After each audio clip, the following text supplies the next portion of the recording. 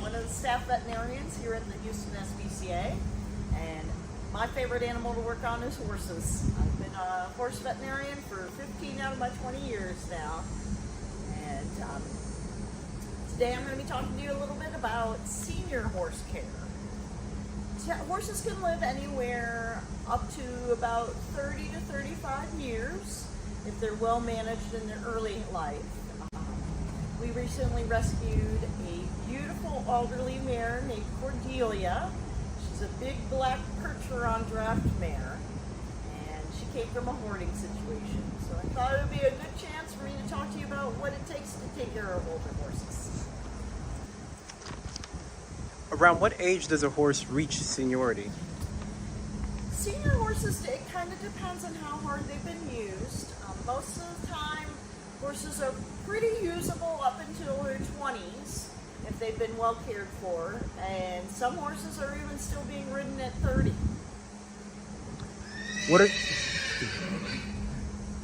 What are some common symptoms that might indicate that a horse is reaching senior age?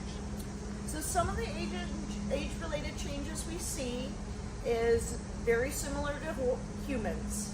They don't see as well as they used to, they don't hear as well as they used to, and they have a little bit more trouble getting around. Most of the most common older horse things we see are arthritis in the joints, just from wear and tear. We see some hormonal changes in the body, and see a lot of teeth problems in older horses. And the other thing that can happen to them is types of cancers. Can you go into detail about the symptoms of arthritis in a horse? Sure. Arthritis in horses generally shows up as them being a little bit more careful when they're doing their activities. They realize they can't get around like they used to. When arthritis gets very advanced, you may notice that the horse is reluctant to lay down and sleep because it's so hard on them to boost themselves back up after they get down. In horses that are being ridden, you may find that they don't really want to jump anymore, and they might have a much more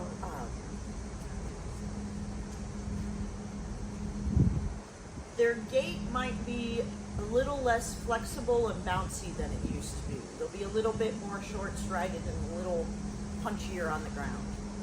Are there any advanced therapies to help manage joint pain and arthritis pain in senior horses? We've come a long, long way when it comes to managing horses' arthritis pain. It's not just give them a gram of bute anymore. There are different things that you can do as far as medications. A lot of the newer medications are much more gentle on their stomach. The range of joint supplements available to us has really expanded, and so if your horse doesn't respond to one, you've got 40 or 50 other ones to try. And the other thing that's really become more advanced during my career is intra-articular therapies, so joint injections, and then injectable joint supplements such as Legend or Adaptation. Moving into nutrition, how can you ensure that a senior horse with dental problems is still receiving proper nutrition? So older horses, they not only lose the height of their teeth, they also lose the ridges that actually do the grinding of the hay and the grass and the grains. So an older horse, you might see more grains coming through and their manure intact. But some of the things that we can do to help them is we can feed them hay that's already been chopped up.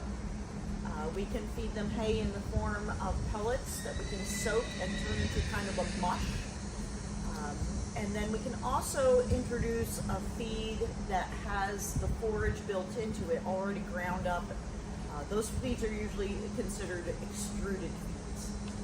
Are there any foods that a horse owner should avoid whenever feeding a senior horse?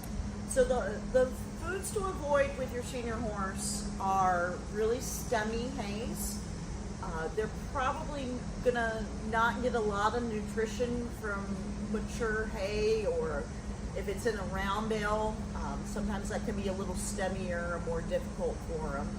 The other things you want to avoid are large chunk treats, like the alfalfa cubes, big chunks of carrot, big chunks of apple. They just can't grind it the way they used to. How does metabolism of vitamins and minerals change in a senior horse? In senior horses, a lot of the times they can't absorb every little bit of the nutrients like they could when they were young. Over time, the insides of their gut get a little scarred, and so they can't absorb things as well as they used to. So sometimes we do have to supplement them in a different way, as opposed to just letting them get their nutrition from the hay and the grass. What would you say are the risks of not addressing dental issues in senior horses? Not providing dental care makes the horse's life miserable. If their teeth aren't taken care of, they can form really sharp edges that'll cut their tongue or their cheeks.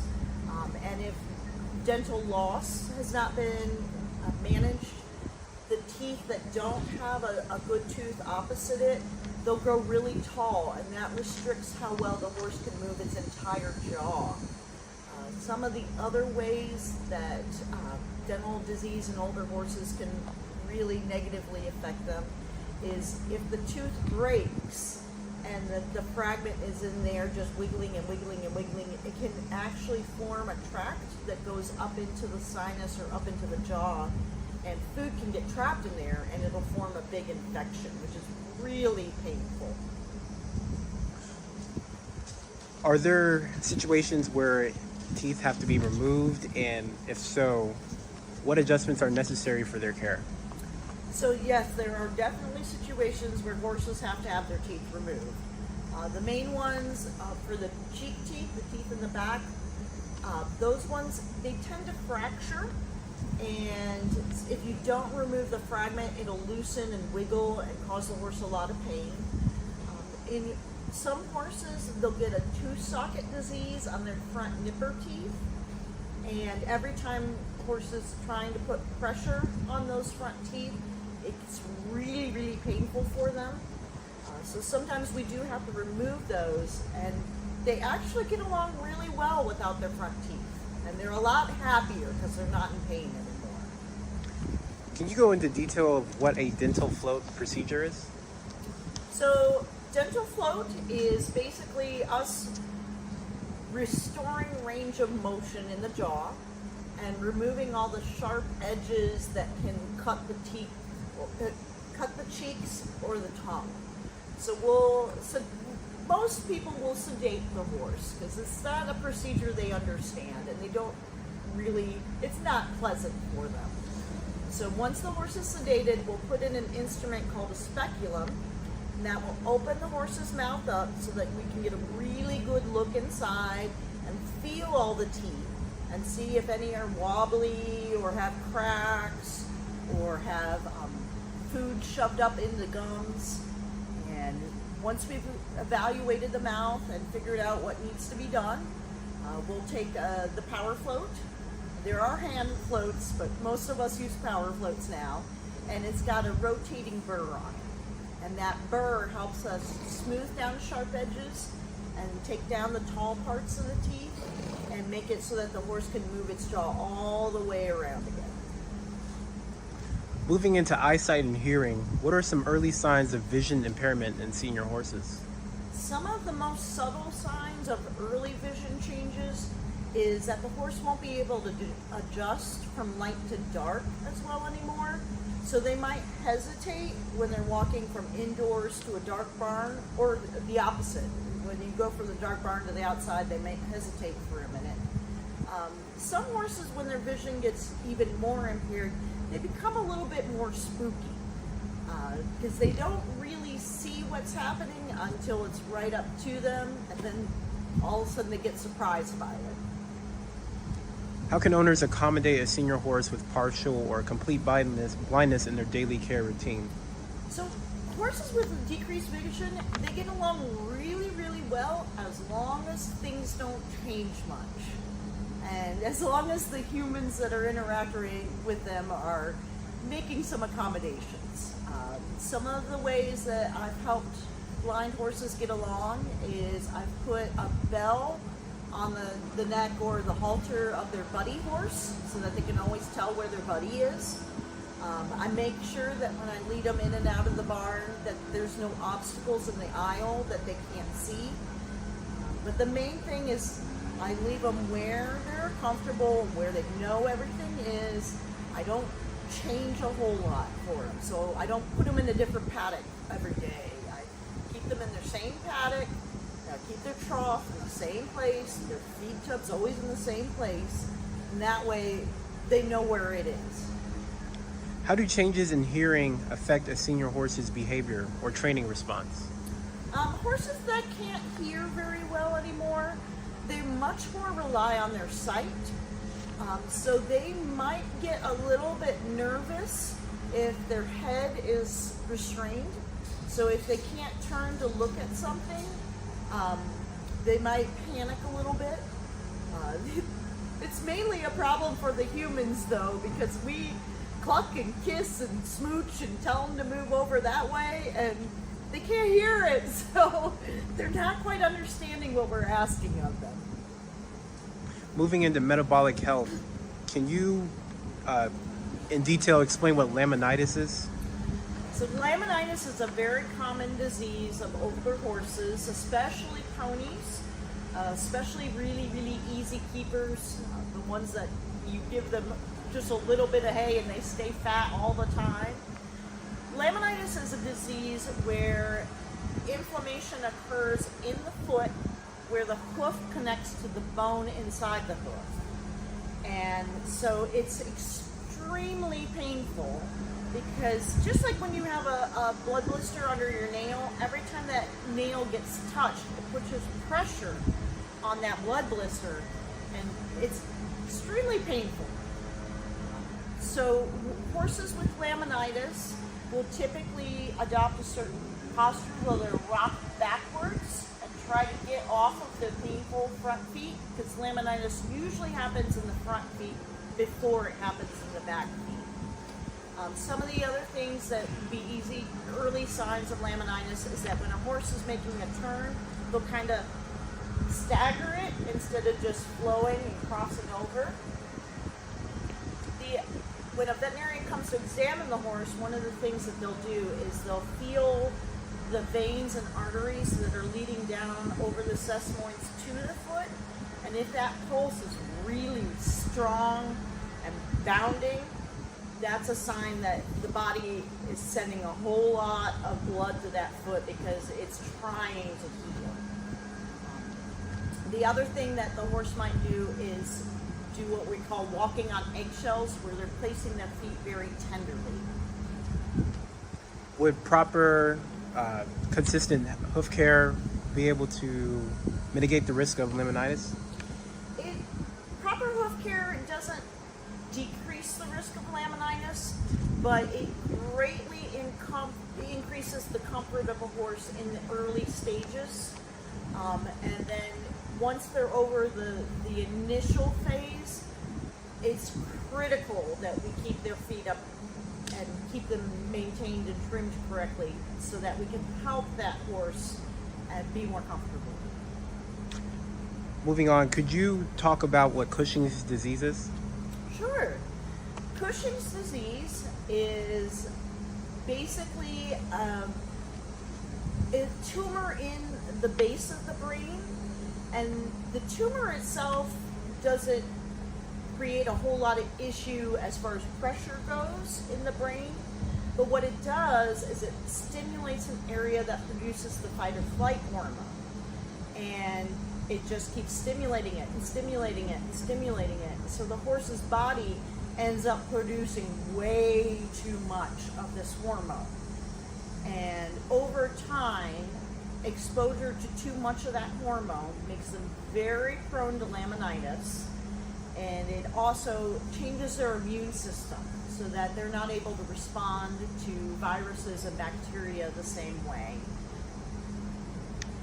Moving on to mental and emotional well-being. How can mental stimulation be incorporated into a daily care routine for a senior horse? Senior horses, they love still having things to do.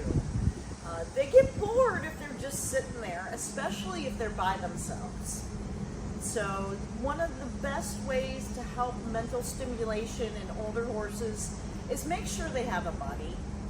The buddy doesn't have to be another horse. It can be a donkey, it can be a goat. I've known some horses that really like chickens. As long as they have a friend to share their life with, they seem to really thrive mentally. And older horses, they can still have a job. Maybe it's not riding anymore, but they don't mind going for a trail walk even if they can't go for a trail ride anymore. How would a senior horse respond to changes in the routine environment compared to a younger horse? So older horses do not like change, especially when it comes to their feeding routine. They look forward to that feed and they're expecting it at a certain time. So it's really hard on them if one day we're feeding at 6 in the morning, the next day we don't get there until 10, and the next day we're there at 8 again, and that really upsets their stomach and makes them prone to colic. So for older horses, it's important that that feed routine stays the same. And if you do need to change feeds or introduce new feeds to a horse, especially in their senior years, you want to do it very gradually, like over the course of 2 weeks. Even if you're just got a new batch of hay, you want to change that hay over the course of 2 weeks, because that's about how long it takes for everything in their cecum to get used to the new hay and have a new microbiome in there to digest it. The other things that older horses really don't like is they don't like you messing with them too much. So sometimes we humans kind of overlove them, and so you might think that you're doing a great thing by putting blankets on them and taking the blankets off and putting them back on, and sometimes the old horses, they don't really like all of that fuss. Moving into special needs and adaptations, what are the best practices for trailering a senior horse to ensure that they travel safely? So for senior horses, especially if they've been trailered or locked, I kind of break the rules and I don't usually tie their head. I usually give them their head so that they can use their head to help balance them. Older horses sometimes don't have the best balance.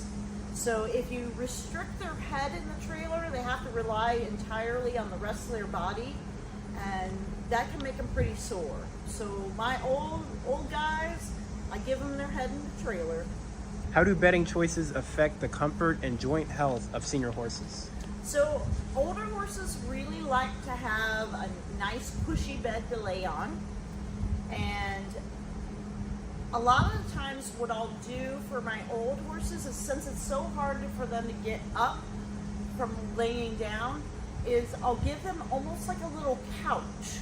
I'll take a section of their stall and put the bedding higher so that when they lay on it, their legs are lower than the rest of their body, and that makes it a little easier for them to kind of roll off their couch and get up. Just kind of like the humans that have the seat that raises so that they can stand up easier. I like to make a little couch for my senior horses. What advice would you give someone who is considering adopting a senior horse? Senior horses are great. They are calm usually, and they've been there, done that. They know the routine. They can be wonderful animals to just share time with. They might not be your athletic partner, but they are definitely full of love, and they're they're very forgiving of us humans when we want to do things. They kind of say, okay, whatever. What should be the main focus for someone new to senior horse care? So the main focus on senior horse care is to know your horse, to know what's normal for that horse and what's not, to know what their usual routine is, so that you can detect changes in their routine. So if the horse is usually goes from this part of the pasture in the morning to that part of the pasture in the afternoon, and you notice one day that he's staying in one place a lot, just knowing that can give you a heads up that something might be going on. The other main thing that you want to keep an eye on in your senior horse is, believe it or not, you have to look at their poo a lot. So you're looking for signs that they're not grinding up their hay grain so well and it's kind of coming out whole. You want to make sure that there's plenty of it and that it's not too hard and dry, indicating that they might not be getting enough water. Thank you so much for joining us here at the Houston SPCA Equine and Farm Animal Center, and we hope you enjoyed this podcast about older horses.